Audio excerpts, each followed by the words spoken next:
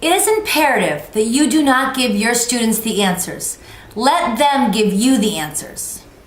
It is our experience that if you let the children come up with the answers, they will better understand the solutions and be able to apply them in real-life situations.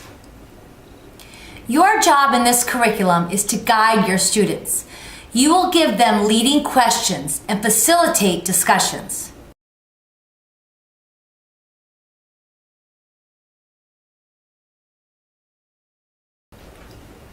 All 21st century curriculums use the following model to address bullying, cyberbullying, positive school climate, and character education.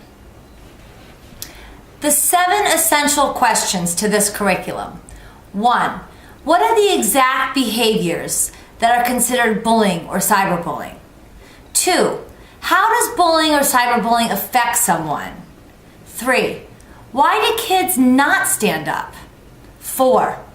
Why do we have to stand up? 5. The bystanders, exact actions of how to stand up. 1. As a single person. 2. As a group of people.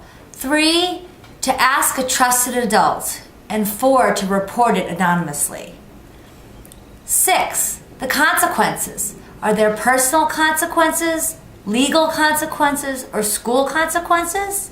And 7, accountability, holding people accountable for the actions that we've taught them to do and things that we expect them to do.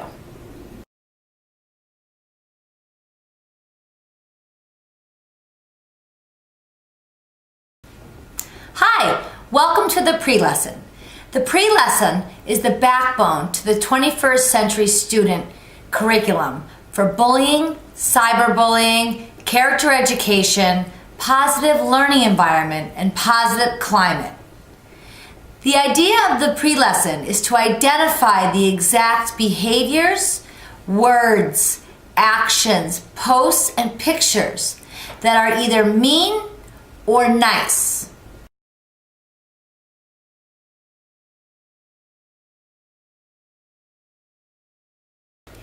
The first thing you will need to do is set up a place for the answers to be recorded. Previously, educators have used these various ways. 1, a smartboard where they actually write right on the smartboard. 2, an online application where they're able to type it online or on the computer and it's actually projected on the board in the front. Or 3, you can always use a blackboard or a chalkboard. Your role in this pre-lesson will first to be Okay, take 2. Your role in this pre-lesson will be first to ask your students questions. As the answers slow down, it works best if you suggest places, times, and situations that will help jog their memory. Suggestions from educators have also been to have students write their answers on a piece of paper. Grab an envelope and pass it around, and have each student place their answers in the envelope. Then ask for one student to choose an answer out of the envelope and read it aloud. We find that this can add a lot of participation within your class. The other thing that we found is very effective is to have a student facilitate this lesson. If this activity does not take up the entire class period, this is a good time to introduce the activity for this lesson. Have students get with partners or in groups so that they can discuss what they'll be doing for their individual projects for homework. In this pre-lesson, you and your students will identify examples of mean, negative, and hurtful behavior, as well as nice, positive, supportive behavior. Good luck.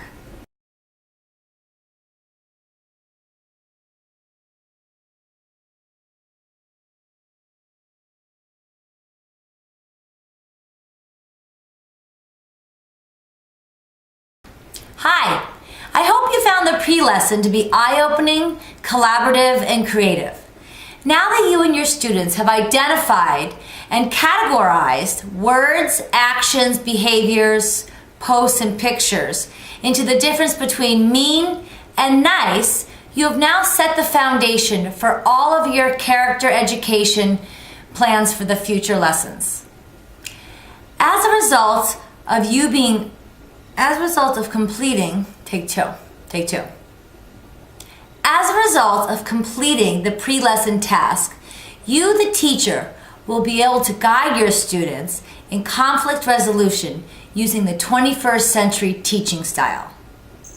When your students have a conflict, it is your role to guide them in solving that conflict.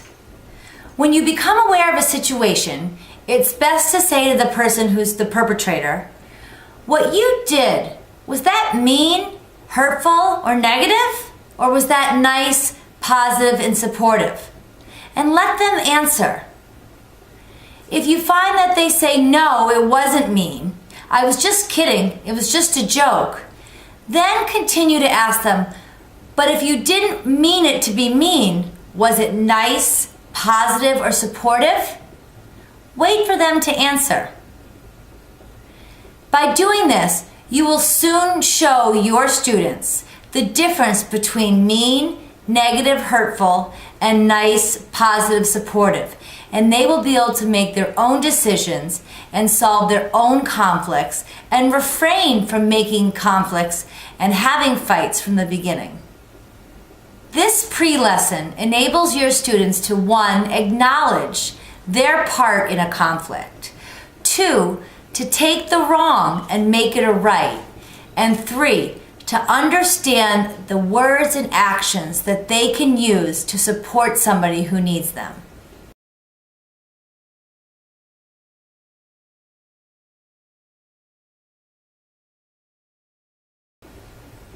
This pre-lesson gives the adults in your building the opportunity to use a uniform language. When an adult sees a conflict, this curriculum allows them, rather than to reprimand a student, to ask them to identify their words and actions.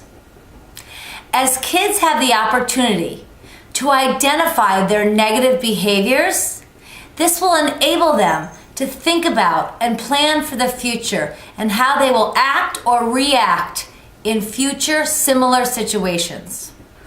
Once the pre-lesson has been completed by all individuals in your school, administrators, teachers, cafeteria aides, bus drivers, students, everybody in your building will be armed with the tools to create a positive school climate and maintain that as well. As a result of this exercise and the corresponding lessons, the people in your building will begin to use the exact words that describe the undesirable behavior, mean, negative, or hurtful. Eventually, the word bullying will be deleted from everybody's vocabulary. I have found it extremely effective to do this exercise several times throughout the year. Each time you run this lesson with your students, you will see that their ideas and examples will evolve.